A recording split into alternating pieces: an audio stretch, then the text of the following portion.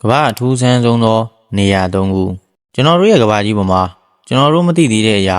ဒါမှမဟုတ်သိပ္ပံပညာရှင်တွေတောင်အဖြေရှာရခက်နေတဲ့ထူးဆန်းအံ့ဖွယ်ရာနေရာအများကြီးရှိပါတယ်။တချို့နေရာတွေကရုပ်ရှင်တွေကအတိုင်းအပြင်မှာတကယ်ရှိနေတယ်ဆိုရင်တင်ယုံကြည်နိုင်ပါသလား။ဒီနေ့ဗီဒီယိုမှာတော့ဗဟုသုတအနေနဲ့ရောထူးခြားမှုအနေနဲ့ပါအပြင်မှာတကယ်ရှိတဲ့ထူးဆန်းတဲ့နေရာ၃ခုအကြောင်းကိုတင်ဆက်ပေးသွားမှာဖြစ်ပါတယ်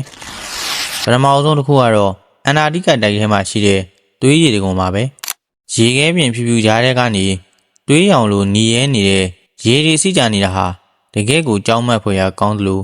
ထူးဆန်းမှုအပြည့်နဲ့တည်ရှိနေပါတယ်။ဒါဟာတစုံတစ်ယောက်ကတွေးသွန်းထားတာမဟုတ်ပါဘူး။သိပ္ပံနည်းကျပြောရင်တော့ဒီရေထဲမှာတန်တက်အမြောက်များပါဝင်နေပြီးတော့လေတူတွေကအောက်ဆီဂျင်နဲ့ထိတွေ့မိတဲ့အခါတန်ကြေးတက်တယ်လို့အယောင်ပြောင်းသွားတာဖြစ်ပါတယ်။ဒုတိယတစ်ခုကတော့ငရဲတကားလိုလူသိများတဲ့တာကမင်နစ္စတန်နိုင်ငံကမီးတောက်တွင်းကြီးဖြစ်ပါတယ်။ဒီတွင်းကြီးဟာလွန်ခဲ့တဲ့နှစ်ပေါင်း90ကျော်ကလေးကအခုထက်ထိမီးမငြိမ်ပဲတောက်လောင်နေတာပါ။ဒါဟာမှော်အတက်ကြောင့်မဟုတ်ပဲသဘာဝတောင်းငွေ့တွေစိမ့်ထွက်နေတဲ့အတွက်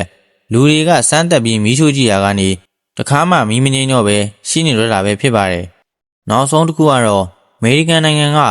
တေချင်းတရားတောင်ကြားပါဒီမှာထူးဆန်းတာကကြောက်တုံးကြီးတွေဟာလူ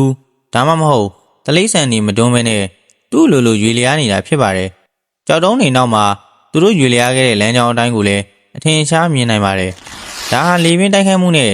ရေခဲလွှာပါးပါးလေးတွေရဲ့ပေါင်းစပ်မှုကြောင့်ဖြစ်တယ်လို့သိပ္ပံပညာရှင်တွေကယူဆထားပါတယ်။ဒီအကြောင်းအရာတွေထဲမှာတင်ရောဘေးနေရာကိုအထူးဆန်းဆုံးလို့ထင်ပါတယ်လေ။ကမ္ဘာပေါ်မှာကျွန်တော်တို့မသိသေးတဲ့အရာတွေအများကြီးကျန်ပါသေးတယ်။ဒီလိုဘ ഹു တုဒဖြစ်ပွဲထူးဆန်းတဲ့အကြောင်းအရာတွေကိုအမြဲကြည့်ကြရင်တော့ကျွန်တော်တို့ရဲ့ channel လေးကို subscribe လုပ်ထားခဲ့ဖို့မမေ့ပါနဲ့ဦးဗျာ။အားလုံးကိုကျေးဇူးတင်ပါတယ်။